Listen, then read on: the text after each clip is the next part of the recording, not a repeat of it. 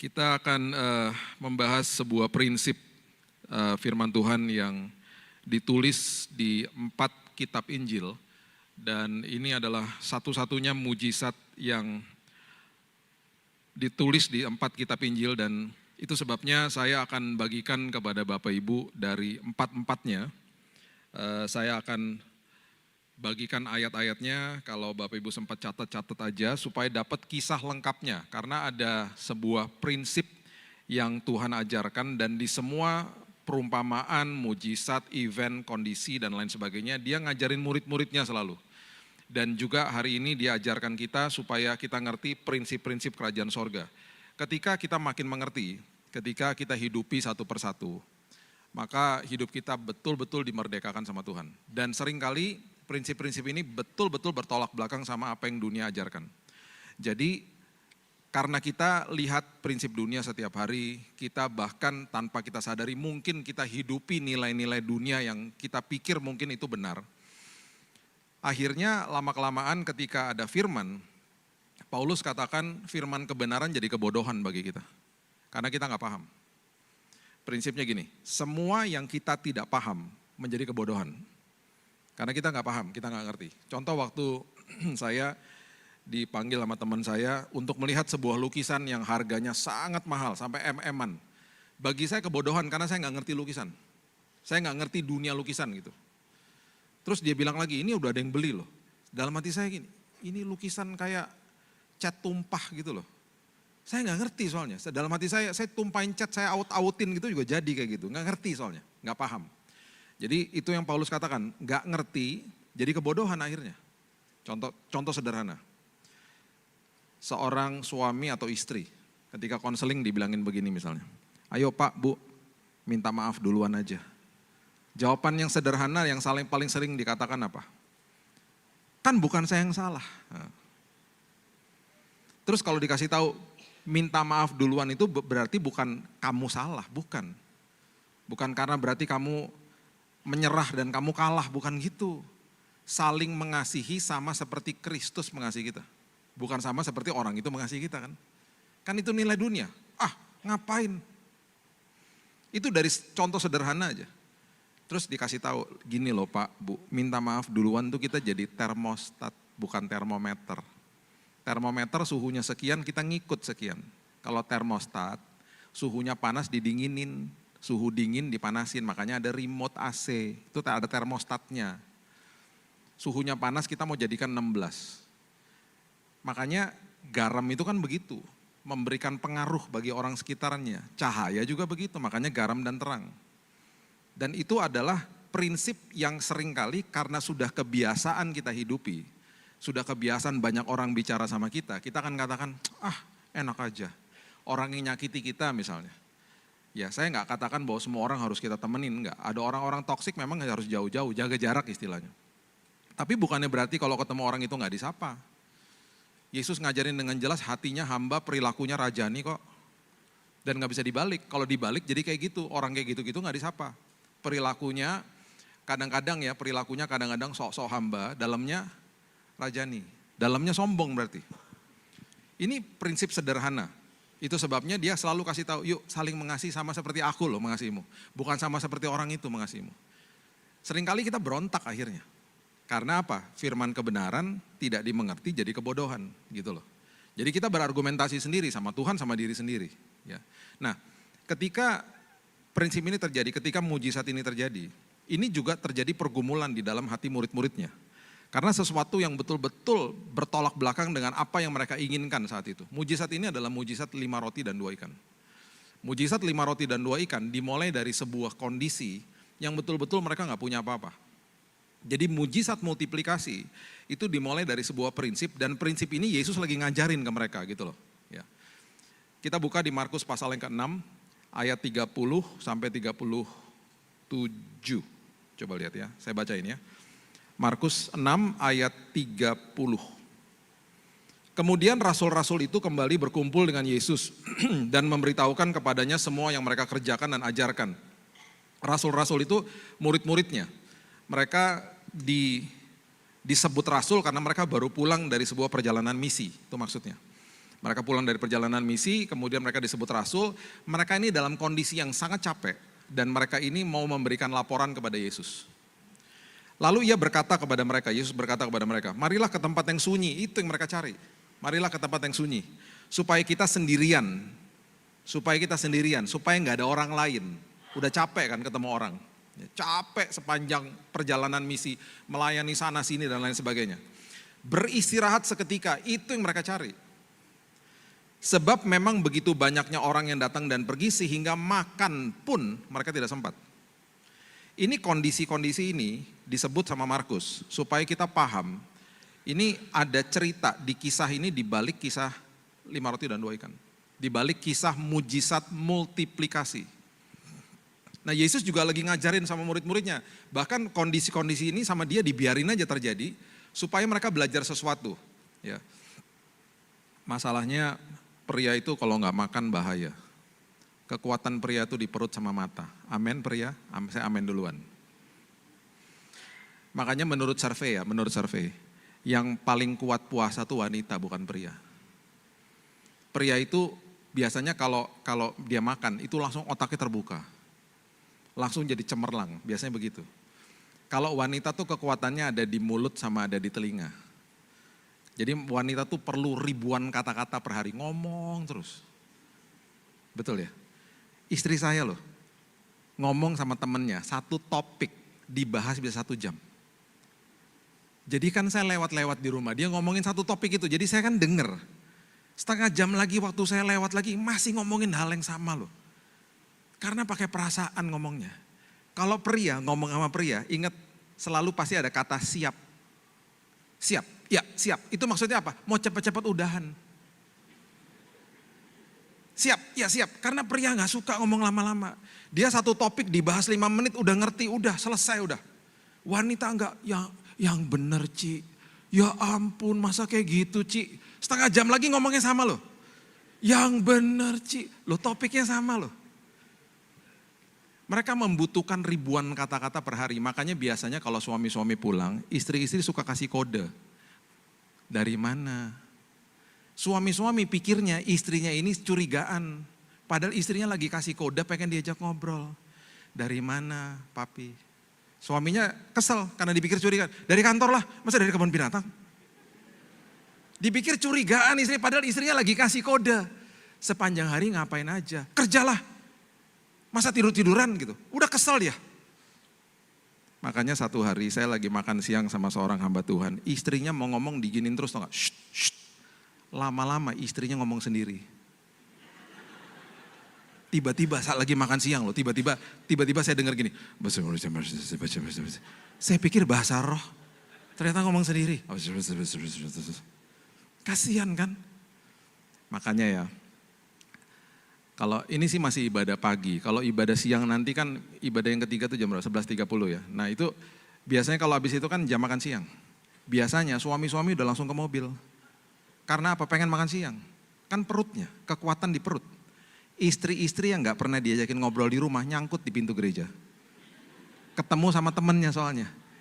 Ci apa kabar?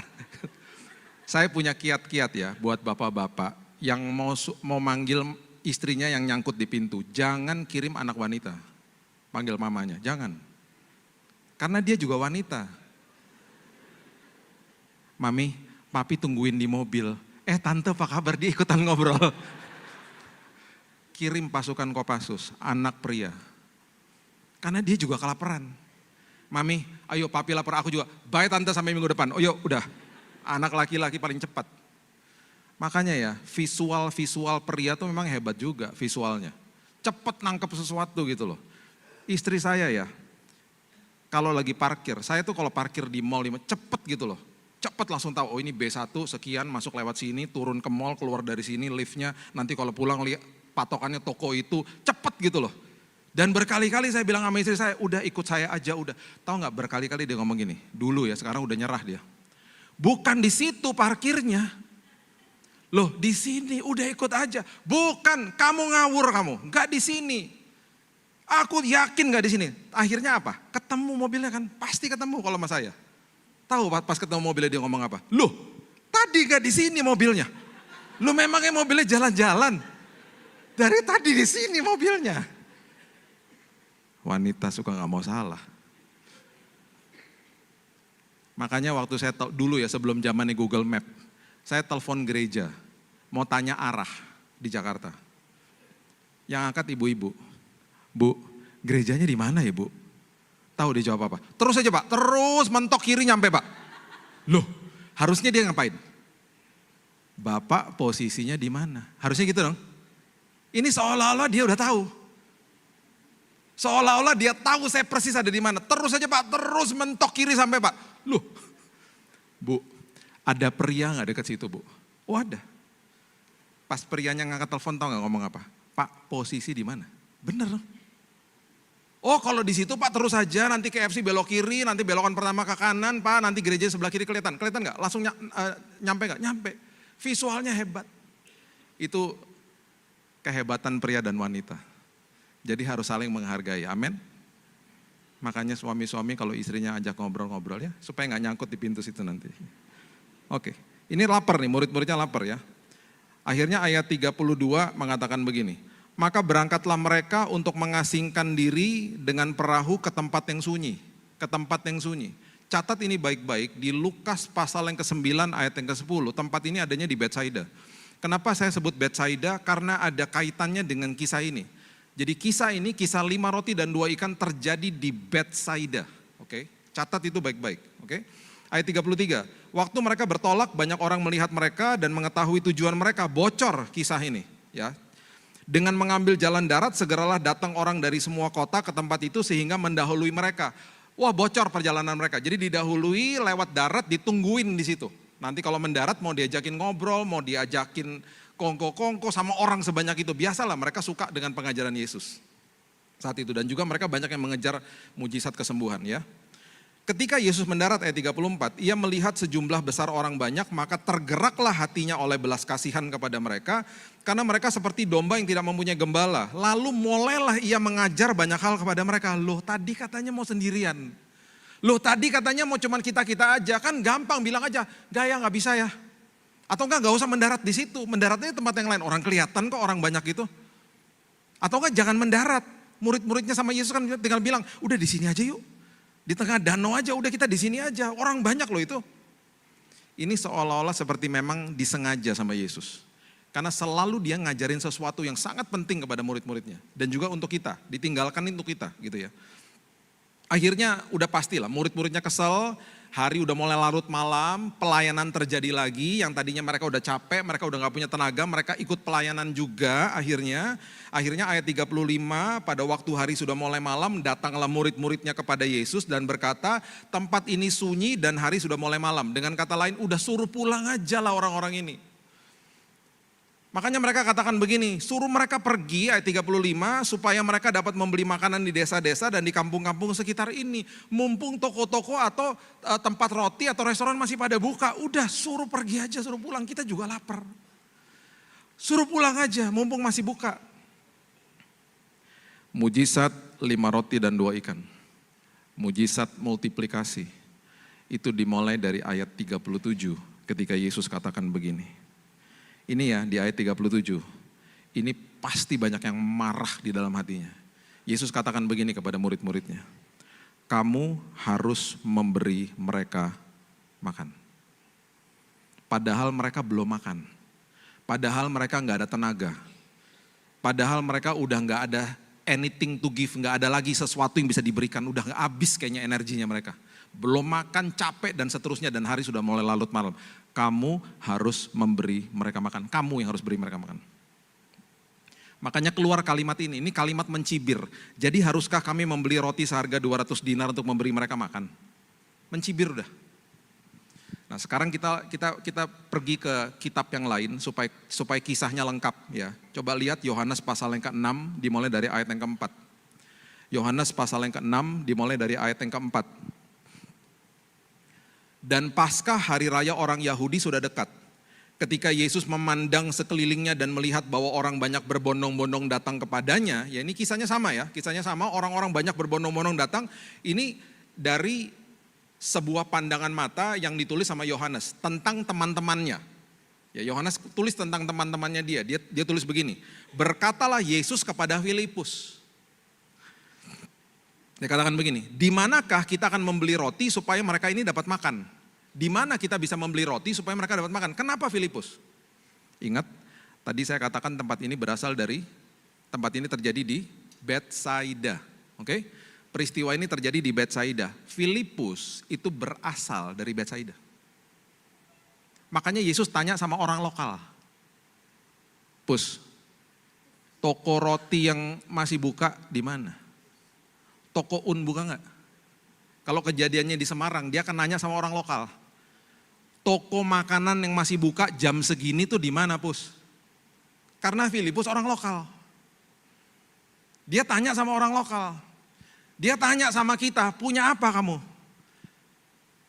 Kamu punya apa? Ayat 6. Hal itu dikatakan sama Yesus, ya, untuk mencobai dia. Mencoba itu bahasa Inggrisnya to test him, untuk menguji dia, menguji orang lokal ini. Kamu tuh punya apa di dalam tanganmu? Kan kamu orang sini, kamu kan tahu. Sebab Yesus juga sendiri tahu bahwa apa yang hendak dilakukannya. Dia tahu kok, he is in control. Tuhan tahu, Tuhan mengerti, dia tahu apa yang akan terjadi, dia tahu apa yang akan sedang dilakukan sama dia sedang menguji murid-muridnya. Ayat 7, Filipus menjawab kepada Yesus, roti seharga 200 dinar tidak akan cukup untuk mereka ini sekalipun masing-masing mendapat sepotong kecil aja. Nggak akan cukup lah, ini orang segini banyak, nggak mungkin cukup. Filipus, ya. Coba lihat sekarang ayat 8 dan 9. Ayat 8 sama 9, ini seringkali kalau kita baca, ini adalah salah satu center daripada kisah 5 roti dan 2 ikan, karena disinilah ada bocah yang bawa 5 roti dan 2 ikan. Diperkenalkan sama siapa? Sama Andreas. Ini konteksnya, konteks ayat ini ketika Andreas membawa bocah ini kepada Yesus, ini konteksnya mencibir loh. Mencibir ini. Karena udah kesel, ya kita harus lihat konteksnya, mereka ini kesel hati mereka. Jadi waktu Andreas bawa bocah ini bukan sesuatu kayak, wah ini pasti terjadi nih 5 roti dan enggak. Dan kenapa Yohanes menyebut Andreas? Karena Andreas juga berasal dari Betsaida. Jadi waktu Andreas bawa bocah ini, ada kemungkinan besar dia kenal sama bocah ini. Ada kemungkinan besar mereka satu kampung. Ayat 8, seorang dari murid-muridnya, yaitu Andreas. Ini Yohanes waktu lagi tulis, dia nulis mungkin sambil tersenyum. Karena kejadian ini sudah terjadi. Mungkin dengan air mata, karena dia ada di situ. Dia lagi nulis tentang teman-temannya yang berasal dari kota itu. Saudara Simon Petrus berkata kepadanya, di sini ada seorang anak mempunyai 5 roti jelai dan 2 ikan. Ini mencibir loh. Dia bilang gini, Yesus, ini ada nih, ini anak bawa 5 roti dan 2 ikan, mungkin sambil tersenyum, sambil ketawa mungkin ngomongnya. Ya. Tetapi apakah artinya makanan sebanyak ini, sekecil ini untuk orang sebanyak ini, itu mencibir banget udah. Dan mungkin murid-murid di sekitarnya pada ketawa juga, karena udah kesel mereka. Kan Yesus nanya soalnya, ada makanan enggak? Mana tempatnya dan lain sebagainya. Ada nih 5 roti dan 2 ikan. Apa artinya buat orang sebanyak ini? Udah gak ada apa-apa kita. Yang bener aja. Padahal ya, coba lihat Yohanes pasal yang pertama, ayat yang ke-40 sampai 41. Saya kasih lihat narasi-narasi ini supaya Bapak Ibu mengerti ya, bahwa seorang yang hanya sekedar tahu tentang Tuhan, tapi hidupnya nggak dikuasai firman, ini seperti Andreas. Karena ini masih awal-awal taraf permulaan. Andreas satu-satunya murid loh yang bilang bahwa ketika dia bertemu sama Yesus itu Mesias. Dia baru bicara loh, makanya Yohanes tulisnya detail nih. Yohanes juga tulis begini, ayat Yohanes 1 ayat 40 dan 41. Salah seorang dari keduanya yang mendengar perkataan Yohanes lalu mengikut Yesus adalah Andreas, saudara Simon Petrus. Andreas mula-mula bertemu dengan Simon saudaranya dan ia berkata kepadanya, kami telah menemukan siapa? Mesias. Di awal waktu ketemu Yesus dia bilang itu Mesias. Itu juru selamat, itu luar biasa itu pribadi itu. Ketika diperhadapkan sama masalah, mana bisa kamu, 5 roti dan 2 ikan cuman ada di sini. Keluar dari mulut yang sama. Ya. Nah, sebelum saya balik Dan kita lihat bagaimana kisahnya. Ya. Mundur dulu sekarang coba lihat 2 Raja-Raja 4 ayat 1 sampai 6. Ketika kita mengerti prinsip ini, kita ngerti prinsip multiplikasi ini. Kita akan paham apa yang Yesus sedang ajarkan. Karena Alkitab kita ini luar biasa, ditulis sama satu orang, satu pribadi, yaitu Tuhan sendiri. Dalam hitungan 1400-1500 tahun, oleh orang yang berbeda-beda, dalam tempat kultur bahasa yang berbeda-beda, semuanya nyambung. Jadi ini pelajaran-pelajaran ini, narasi-narasi ini sudah ada dari dulu. Dipertajam lagi sama Yesus gitu loh. Ya. 2 Raja-Raja 4 ayat 1. Salah seorang dari istri-istri para nabi mengadukan halnya kepada Elisa sambil berseru, "Hambamu, suamiku sudah mati, dan engkau ini tahu bahwa hambamu takut akan Tuhan. Tetapi sekarang penagih hutang sudah datang untuk mengambil kedua orang anakku menjadi budaknya." Diperhadapkan sama situasi yang betul-betul sangat-sangat tidak enak, ya. Debt collector udah datang, dia udah gak punya apa-apa, Perhatikan apa yang terjadi, ayat 2. Jawab Elisa kepadanya, "Apakah yang dapat kuperbuat bagimu?" Itu sering sekali dikatakan sama Yesus. Apa yang saya bisa perbuat untukmu? Kemudian kalimat berikutnya yang sangat luar biasa diberitahu begini, "Beritahukanlah kepadaku apa-apa yang kau punya di rumah." Sama seperti Yesus tanya sama Filipus, bahkan juga ngobrol sama Andreas, "Kamu kan orang lokal, kamu punya apa di sini?" Itu dikatakan sama Yesus untuk menguji mereka. Sekarang ya Nabi Elisa berkata kepada janda ini, "Kamu punya apa di rumah? Kamu butuh pertolongan kan? Sekarang kamu punya apa di rumah?" Dikatakan begini, berkatalah perempuan itu, "Hambamu tidak punya sesuatu apapun di rumah, kecuali sebuah buli-buli berisi minyak." Aku gak punya apa-apa, aku cuma punya buli-buli berisi minyak. Oke. Lalu berkatalah Elisa, "Pergilah," perhatikan prinsip ini baik-baik, "mintalah bejana-bejana dari luar, ember-ember dari luar, dari tetanggamu, ya, daripada segala tetanggamu. Bejana-bejana atau ember-ember kosong." Perhatikan kalimat ini, jangan lewat kalimat ini. Jangan terlalu sedikit. Jangan terlalu sedikit ya Bu. Ada apa? Ada kaitannya rupanya dengan apa yang akan terjadi. Jangan terlalu sedikit. Kemudian masuklah, tutuplah pintu sesudah engkau dan anak-anakmu masuk, tuanglah minyak itu ke dalam segala bejana, mana yang penuh angkat. Setelah kamu kumpulkan semua bejana-bejana ember-ember ini, masuk ke kamar, jangan dengerin sosial media, jangan terpengaruh sama kata-kata orang, jangan terpengaruh sama teman-temanmu yang selalu berusaha untuk menjatuhkanmu, dan bahkan memadamkan imanmu. Rest. Masuk ke dalam perhentian Tuhan, itu bahasanya. Bahasa Alkitabnya itu begitu. Apa? Pikiran dan hati. Itu sebabnya arti daripada Sabat dimentahkan sama Yesus. Dia membuat mujizat di hari Sabat.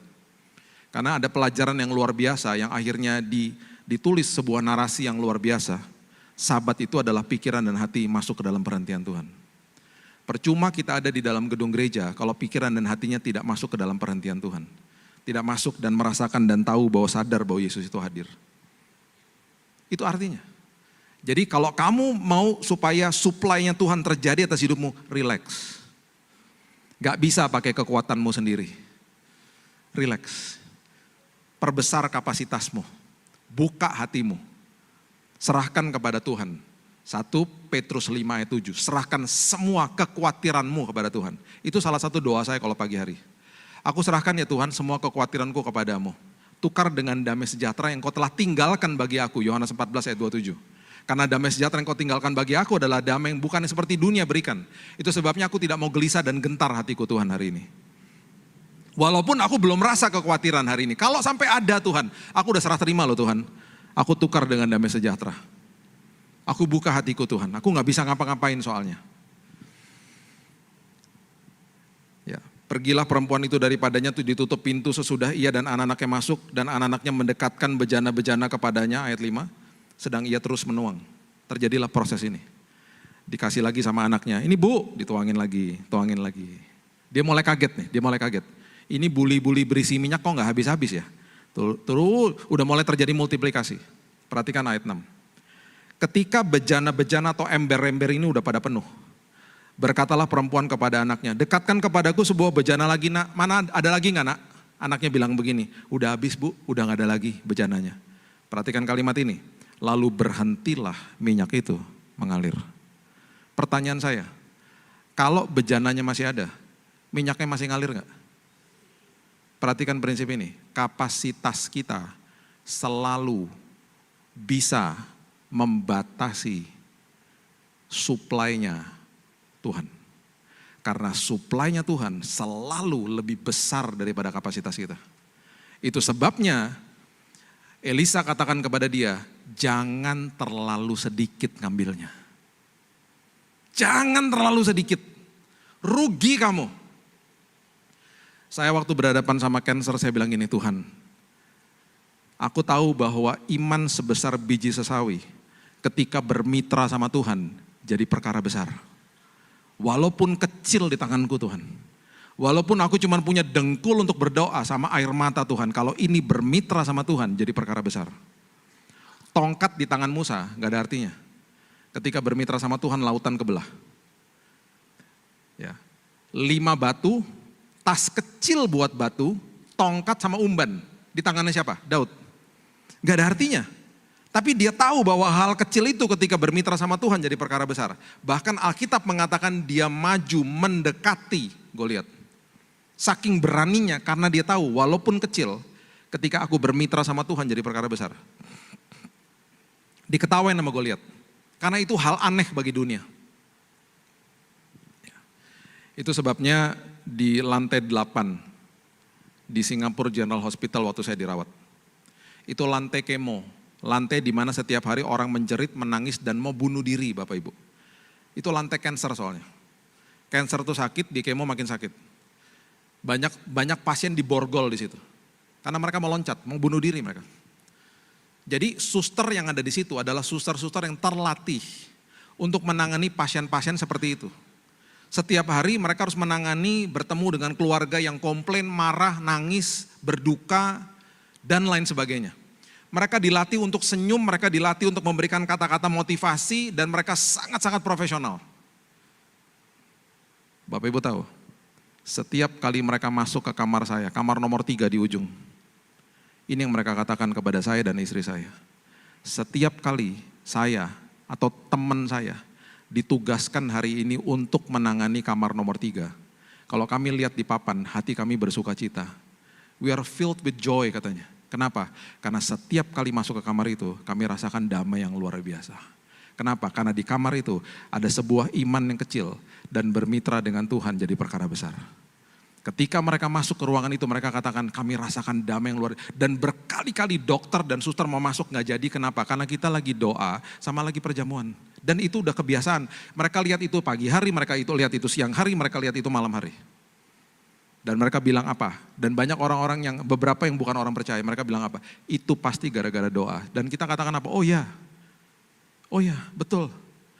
Senang banget kalau masuk kamar ini. Damai, gak pengen keluar katanya. Karena itu lantai itu penuh dengan stres. Ketika ada sesuatu yang kecil di tangan kita, makanya Tuhan selalu tanya, kamu punya apa? Gak punya apa-apa Tuhan. Hanya punya dengkul sama air mata Tuhan, gak apa-apa, bermitra sama saya jadi perkara besar. Itu sebabnya akhirnya di Matius pasalnya yang ke-14 ayat 19. Ini yang terjadi. Matius 14 ayat 19. Ya, tadi kita baca Markus, ada Lukas, ada Yohanes, sekarang Matius. Ya, 4 Injil ini menulis kisah ini.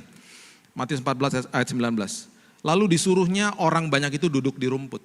Sama seperti janda itu masuk ke kamar. Duduk di rumput, relax, tenang, hatimu harus tenang dulu. Jadi Yesus tahu ini semua urutannya luar biasa. Tenang, tenangkan hatimu. Ya. Dan setelah diambilnya 5 roti dan 2 ikan itu, mungkin dengan tersenyum dan murid-muridnya mungkin kaget juga. Diambil 5 rotinya sama 2 ikannya. Yesus menengadah ke langit mengucap berkat, memecah-mecahkan roti dan memberikan kepada murid-muridnya. Perhatikan kalimat ini. Lalu murid-muridnya membagi-bagikannya kepada orang banyak. Mujizat 5 roti dan 2 ikan. Mujizat multiplikasi terjadi di tangan murid-muridnya. Bapak Ibu bisa bayangkan gak waktu mereka dikasih sebongkah roti dan waktu mereka lagi potek-potekin kasih ke orang-orang ke jemaat itu. Tiba-tiba apa gak berteriak tuh? Andreas teriak ke Filipus, woi Rotiku nggak habis loh, oh ya aku juga loh. Itu pasti banyak yang nangis. Kenapa? Karena mereka ingat di awal, kamu harus berikan mereka makan. Setiap kali sesuatu udah nggak ada sisanya, udah hampir habis. Kerajaan sorga melihat itu adalah pemberian terbesar. Makanya mujizat terjadi di situ. Seorang janda memberikan sepeser. Yesus kasih tahu murid-muridnya, sini. Dia kasih tahu sebuah pelajaran. Lihat, itu janda memberikan sepeser. Sementara orang-orang Farisi memasuki uang yang banyak. 10.000 sama 100.000 besaran mana? Di mata dunia, 100.000 lah. Kerajaan sorga nggak lihat jumlahnya. Kerajaan sorga lihat sisanya. Janda itu sisanya hampir nggak ada. Dia beritahu kepada murid-murid, itu pemberian terbesar. Saya ketika membawa firman ini kepada Bapak Ibu, jangan berpikir dari sisi monetari saja, jangan. Bukan itu maksudnya. Kekayaan yang paling hebat dan luar biasa ada di dalam sini, bukan di luar sini. Uang, harta, jabatan, status itu hanya titipan Tuhan yang patut dikelola. Kalau tidak kaya di sini, nggak bisa ngelola yang ada di luar. Dan Yesus nggak pernah ngajarin begitu. Multiplikasi itu yang saya bicarakan dari tadi itu dimulai dari dalam sini. Damai sejahteranya termultiplikasi, sukacitanya termultiplikasi, hikmat termultiplikasi. Itu yang terjadi di dalam sini sehingga kita menjadi orang yang sangat kaya. 2 orang teman saya, yang satu tinggal di kos-kosan, yang satu punya rumah dan punya apartemen, dua-duanya datang ke gereja. Yang tinggal di kos-kosan, ya dengan apa yang ada, dengan uang yang pas-pasan, kalau udah tanggal tua, kalau ketemu sama saya ngomongnya, saya tanya gini, apa kabar? Dia selalu ngomong gini, dengan muka yang senyum, Tuhan baik bro, ngomong gitu. Kamu cukup loh bulan ini. Ya walaupun pas-pasan tapi Tuhan baik, mukanya tersenyum. Yang satu, yang kaya raya, kalau ketemu, bro apa kabar? Ya begitulah. Ya begitulah. Doain aja lah gitu. Gak lama setelah saya tanya itu sama dia loncat dari apartemennya, bunuh diri. Yang satu kaya secara dunia, yang satu kaya di dalam sini. Makanya Yesus jadi miskin supaya kita jadi kaya. Dia datang membawa kehidupan yang berkelimpahan. Ayat-ayat seperti itu jangan dimutilasi. Jangan diartikan kepada sebuah kemakmuran yang ada di luar, bukan. Kekayaan yang paling dahsyat itu dalam sini. Ketika di sininya kaya, apapun yang Tuhan titipkan di tangan sini jadi dahsyat akhirnya. Makanya multiplikasi terjadi di dalam sini. Ketika ini yang diubahkan, wah tangan akhirnya bisa mengelola. Murid-muridnya malam hari itu saya percaya banyak yang nangis. Banyak yang pasti minta maaf sama Yesus. Dan dia juga pasti cuma tersenyum. Saya lagi ngajarin kamu prinsip. Supaya kamu ngerti. Jadi jangan kaget. Kalau satu hari kita udah punya kebutuhan keuangannya. Tiba-tiba Tuhan kirim orang di depan kita dan suara Roh Kudus mengatakan apa? Tabur kepada dia. Kita pasti bilang apa? Tuhan, aku juga butuh Tuhan. Jangan kaget ketika udah capek malam-malam kita pulang. Dan Roh Kudus bilang apa? Doa dulu nak. Mesbah keluarga dulu nak. Perjamuan dulu nak. Saat teduh dulu nak. Tuhan capek Tuhan. Pengen tidur Tuhan. Udah gak ada sisa tenaga. Kita masih duduk masih menyembah Tuhan. Itu pemberian terbesar. Itu Yesus ajarin. Apa yang ada di dalam tanganmu. Bermitralah sama saya. Aku akan jadikan besar dalam hidupmu. Hari ini mungkin kita datang ke tempat ini hanya punya air mata dan dengkul untuk berdoa. Gak apa-apa. Percaya, kita sudah nanya tadi, kita punya Tuhan yang sangat besar. Tuhan yang sangat berkuasa. Dan ketika kita bermitra dengan Tuhan yang berkuasa, perkara besar terjadi sama hidup kita. Saya tutup dengan kisah ini.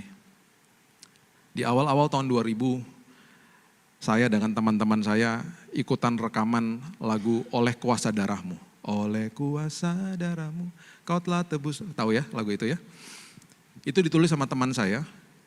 Original recordingnya itu oleh Harvest Praise Ministry namanya. Waktu itu ada 6 pria, 6 wanita. Saya termasuk di prianya itu. Itu rekaman hari kerja. Kalau nggak salah tuh waktu itu 3 hari kerja. Jadi capek kita. Karena habis kerja kita datang ke studio.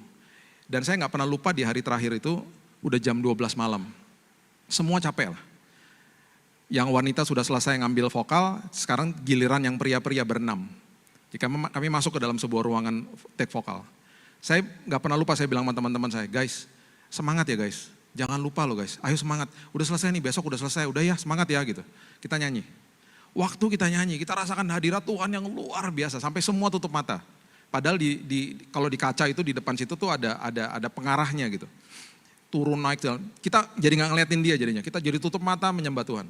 Setelah selesai, kita keluar dari tempat itu, kita lihat yang wanita-wanita juga pada nangis. Mereka bilang, aduh rasa hadirat Tuhan banget gitu katanya gitu.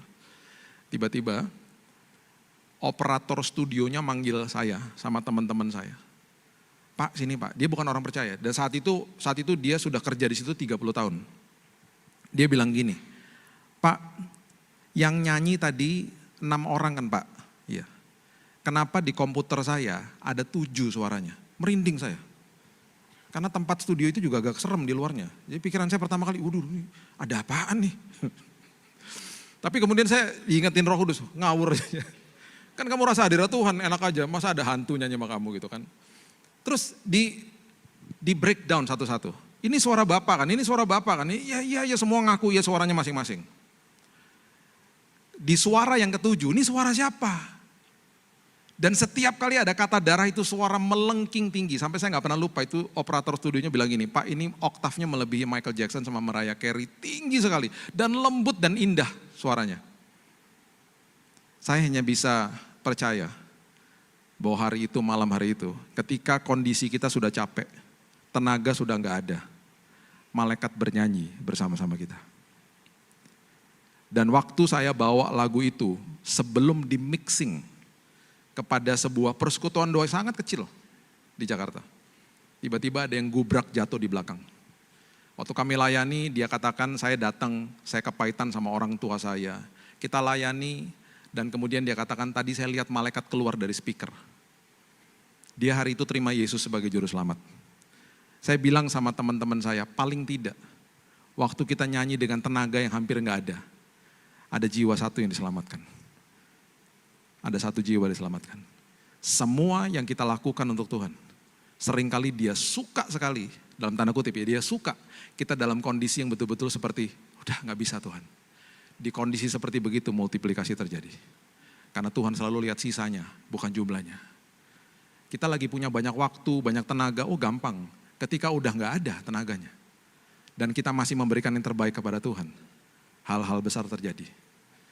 Ya, saya percaya semua Bapak Ibu dan semua termasuk saya, kita terus ngalamin Tuhan. Tuhan kita dahsyat, Tuhan kita berkuasa. Dan prinsip kerajaan sorga itu selalu dahsyat. Kalau kita lakukan, kita menang. Kita lakukan, kita menjadi orang-orang yang bahkan lebih daripada pemenang. Berikan tepuk tangan kita untuk Tuhan kita. Haleluya. Bapak yang baik, kami mengucap syukur. Kami berterima kasih buat hari yang indah ini. Dan kami percaya Tuhan, bahwa pagi yang indah ini Tuhan, Roh Kudus yang berbicara kepada kami, Roh Kudus yang sudah menasehati kami, bahkan menegur kami. Kami percaya hari ini Tuhan, hidup kami diubahkan. Dengan apa yang kecil di tangan kami. Ketika kami bermitra sama Tuhan jadi perkara besar. Mungkin hari ini banyak yang datang dengan air mata Tuhan. Dengan dengkul yang untuk bisa berdoa. Udah gak bisa ngapa-ngapain Tuhan. Tapi aku percaya bahwa pemulihan, kesembuhan, kesehatan, berkat mujizat sudah terjadi. Dan bahkan dimultiplikasi sama Tuhan. Damai sejahtera, sukacita, hikmat, pengharapan, pertumbuhan rohani, kedewasaan rohani terjadi sama hidup kami. Kami menjadi orang-orang yang cakap mengelola hidup ini. Terima kasih Bapak yang baik. Kami mengucap syukur berterima kasih. Dan kami menatap masa depan kami dengan penuh pengharapan. Karena Tuhan dahsyat. Hanya di dalam nama Tuhan Yesus kami sudah berdoa dan mengucap syukur. Kita sama-sama katakan amin. Tuhan berkati.